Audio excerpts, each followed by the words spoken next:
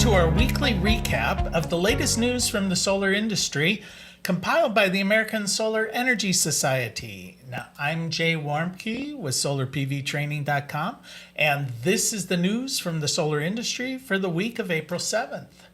Now, the Institute for Local Self-Reliance has issued its annual scorecard for the various states within the United States on how their policies affect the adoption of renewable energy. And the news is most of the states are failing, and the rest of them aren't doing that great either. The report grades them on policies such as net metering, third-party ownership, ease of interconnection, and access to community solar, along with some other metrics. Of the 50 states, only Illinois rated a B. None of the states got an A rating this year, and 26 were reported with failing grades, F. Now, the report indicates that there's been a lot of backtracking this year. In 2023, this report had 4 states receiving an A rating. There were 14 states receiving B, 6 got a C, 14 got a D, and only 13 were failing last year. Increasingly, severe weather events are having an effect on the adoption of solar across the country. In March, a dramatic hailstorm hit a large solar array known as the Fighting Jay Solar Farm, located in Fort Bend County, Texas, damaging thousands of solar panels during that storm. Hail is increasingly becoming a problem for solar panels. The manufacturers are making larger solar panels, and they're using thinner and thinner glass to try and reduce the cost of these panels. Damage from underperformance of solar arrays due to weather events such as this are estimated to cost the industry about $2.5 billion each year. The average claim from a storm ends up being about $58.4 million, and of the claims on solar facilities, about 55% of them are the result of hailstorms. So now developers increasingly are using a process where, as a storm approaches, they turn all of the solar panels into stow mode, basically vertically, so that as the hail falls, it has less of a chance of damaging these arrays. The U.S. median price for solar panels has declined by about 31% over the last year. According to a report by ANSA, ANSA is a solar panel and battery procurement organization.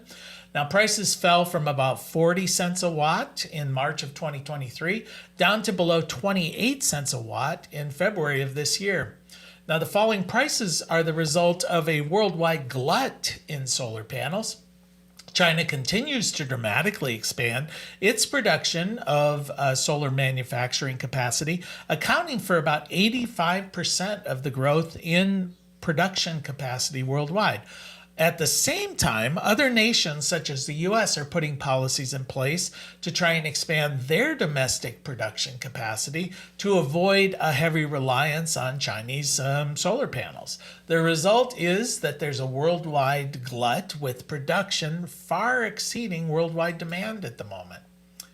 There's an old saying that the wind doesn't always blow and the sun doesn't always shine, but according to a recent report, that may not indeed be the case. This report by Eloltech, a solar and wind assessment group, studied about 300 sites. Now, these sites are heavy concentrations of wind turbines. They account for about 80% of the wind production electrical generation worldwide. They studied these sites over a period of 15 years.